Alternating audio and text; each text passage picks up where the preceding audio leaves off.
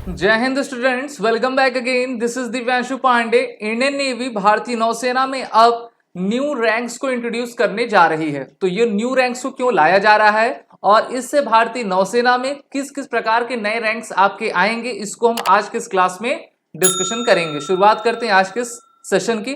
जैसा कि हम सभी जानते हैं कि भारतीय नौसेना भारत के मैरीटाइम सिक्योरिटी की रिस्पॉन्सिबल रहा करती है, जहां पर इनमें इनके ऑर्गेनाइजेशन में ऑफिसर रैंक और बिलो ऑफिसर रैंक्स आपके रहा करते हैं। तो भारत में इंडिजिनेशन के प्रोसेस को आगे भी बढ़ाया जा रहा है और प्रधानमंत्री नरेंद्र मोदी ने लाल किले के प्राचीर से यह भी कहा था कि हमको धीरे धीरे करके जो ब्रिटिशर्स की लेगेसी अभी तक हम उसको फॉलो करते आए हैं उसको हमको छोड़ना होगा। और इसलिए काफी बड़े बड़े परिवर्तन आप देख रहे हो कि समय समय पर आपके होते जा रहे हैं। तो इंडियन नेवी अब ये डिसाइड कर रही है कि हम कैसे अपने रैंक्स को एक न्यू रैंक्स में कन्वर्ट करें और उनकी नेमिंग नॉमिन कल्चर को भी आपका कैसे हटाएं। साथ ही साथ इसमें जो आपके रैंक्स बदलेंगे या फिर जो नए रैंक्स इंक्लूड होंगे वो मेनली बिलो ऑफिसर्स के लिए आपका रहेंगे, यानी कि जो हमारे officer below rank other ranks की कैटेगरी में आते हैं उनके लिए ये आपका होगा, जिसमें मेनली जो चीफ पीटी ऑफिसर रहता है उसमें जो आपका एक टर्म है पीटी, तो उसको हटाने के लिए, रिप्लेस करने के लिए और जेंडर न्यूट्रल रैंक्स को इंट्रोड्यूस करने के लिए भारतीय नौसेना ने यह फैसला लिया है। अगर आप chief PT officer, master PT officer को देखोगे जो उसमें पीटी शब्द रहता है वो कुछ खासा आपका सही तरीके से हम कह सकते हैं कि सिंबलाइज नहीं करता है। तो इसलिए जो पर्सनल बिलो ऑफिसर रैंक में टोटल 7 रैंक्स हैं उनके लिए इस आपके कार्य को किया जा रहा है, जहां पर नए रैंक्स और उनके नॉमिन कल्चर को इंडियन नेवी के द्वारा डिजाइन किया जाएगा। इस पर इंडियन नेवी ने अपनी सहमति जताई है और इस पर आपका कार्य चल भी रहा है। तो जितने भी हमारे सेलर्स रहा करते हैं जो कि भारतीय नौसेना की नींव रहते हैं उनके लिए ये किया जा रहा है।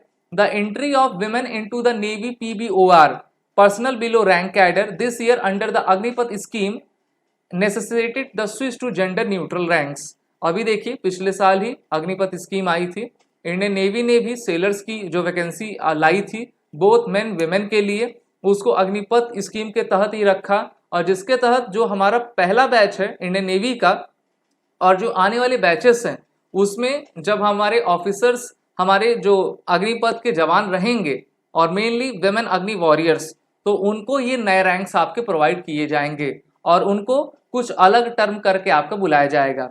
The first batch of Agniveer including 270 women graduated from INS Chilka जो कि आपके उड़ीसा में है और इनकी ट्रेनिंग फैसिलिटी कंडक्ट भी करवा ली गई है। साथ ही साथ अब इनको जब रैंकिंग दी जाएगी तो इन्हीं के रैंकिंग में आपके बदलाव किया जाएगा और नए रैंक इंट्रोड्यूस होने के साथ एक नई ऊर्जा का संचार होगा और भारतीयता का बोध इनमें होता चला जाएगा।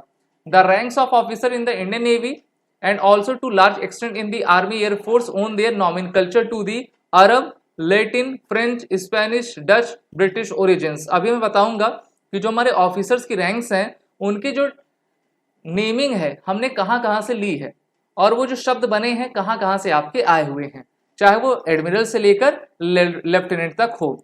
तो हमारे इंडियन नेवी में सबसे जो हाईएस्ट रैंक होती है वो 4 स्टार जनरल एडमिरल की होती है। अभी के करंट एडमिरल कौन है? एडमिरल आर हरि कुमार हैं। तो देखिए जो रैंक ये एडमिरल ऑर्गेनेट्स होती है वो अरब फ्रेज आमिर अल बहर से होती है, ओके, जिसका अर्थ होता है commander of the seas, commander of the seas. और नेवल रिसर्चर्स वेस्टर्न सेलर्स के मुताबिक जो है जो आपके क्रूसेड्स होते हैं उनमें जो है इसका प्रोनाउंसिएशन के वेरिएशन को आपका एडॉप्ट किया गया था और ये एडमिरल टर्म सामने आया था। वहीं पर its evolution is said to have begun with the Sicilian sailors who changed it to the amiral followed by Dutch to the admiral। तो उसी के बाद से 16th सेंचुरी से एडमिरल इसको नाम कहा जाने लगा। अरब से शुरुआत हुई, उसके बाद डच आया, डच के बाद इंग्लिश ने इसको नाम और स्पेलिंग एडमिरल आपकी दे दी है। फिर नेक्स्ट रैंक आती है कोमोडोर की। तो देखिए जो कोमोडोर रैंक है उसको बिलीव किया जाता है कि इसका जो नॉमिन कल्चर है वो उसको डच के द्वारा आपका दिया गया है और Dutch wanted a rank which would take care of a squadron of ships. Ships के जो बेड़े होते हैं, जहाजी बेड़े होते हैं, उनका नेतृत्व करने के लिए कोमोडोर आपका रहा करता है। तो ये टर्म वहां से आया है। वहीं पे डच टर्म में प्रोनाउंसिएशन तो कमोडोर है, लेकिन उनकी स्पेलिंग आपकी COMMANDEUR है। और उसके बाद जब आपके ब्रिटिशर्स और फ्रेंच आए तो इनका अलग अलग उच्चारण वेरिएशन के साथ किया जाने लगा। नेक्स्ट है आपका captain. So according to the US navy researchers, the word captain derived from the Latin word for head.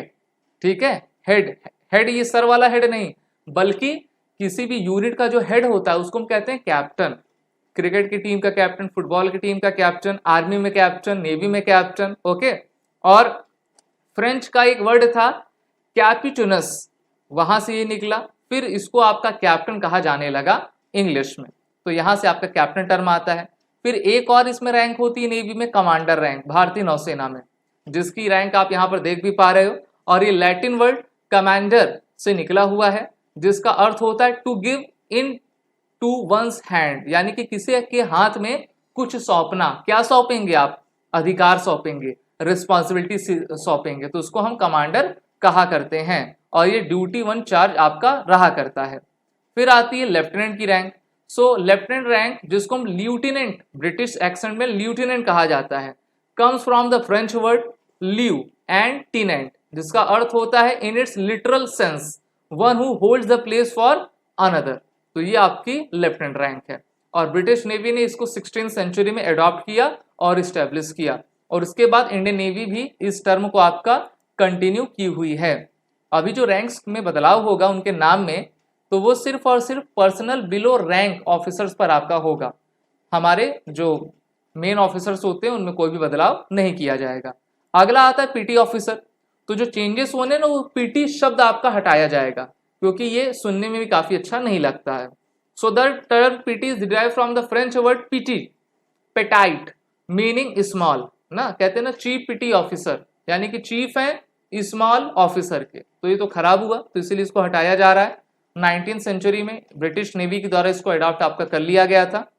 और यहाँ पर जो टोटल 7 रैंक्स हैं, जैसे कि ऑर्डिनरी सीमैन, लीडिंग सीमैन ना, PT officer, chief PT officer, फिर इसके बाद आपका master PT officer second class, master PT officer first class.